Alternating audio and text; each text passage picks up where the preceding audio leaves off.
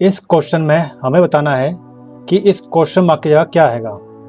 सबसे पहले 5 6 7 क्या आता है 384, ऐसे ही 4 5 6 क्या आता है 245। तो 3 4 5 के लिए क्या आएगा। सबसे पहले क्या करते हैं हम इन सबकी मल्टीप्लाई।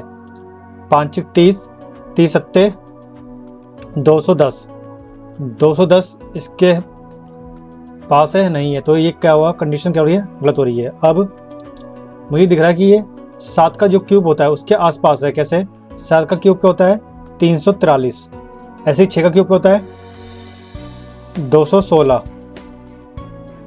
अब इसके बाद अगर 6 5 30 कर दूं और 30 इसमें जोड़ दूं, क्या ये बनेगा, नहीं बनेगा।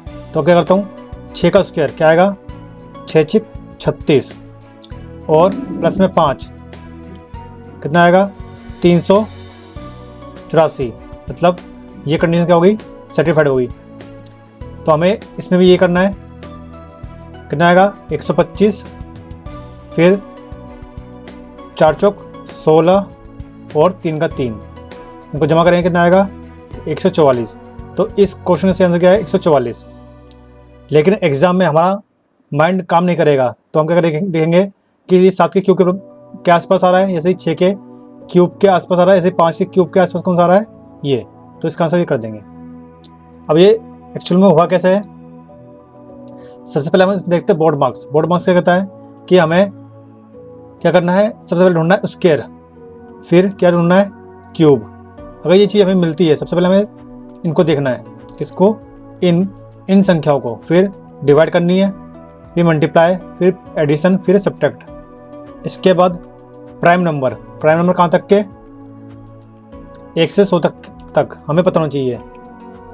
इसके बाद स्क्वायर कहाँ तक, कम से कम 30 तक। जैसे 13 का स्क्वायर क्या होता है 169, ऐसे ही 25 का 625, ऐसे ही 17 का 289, ऐसे ही 28 का 784। ये हमें याद रखना है। इसके बाद क्यूब कम से कम 20 तक, जैसे 2 का क्यूब 8, 6 का 216, 8 का 512, 9 का 729, 17 का 49 13, 19 का 68 59, 13 का 21 97, 11 का 13 31।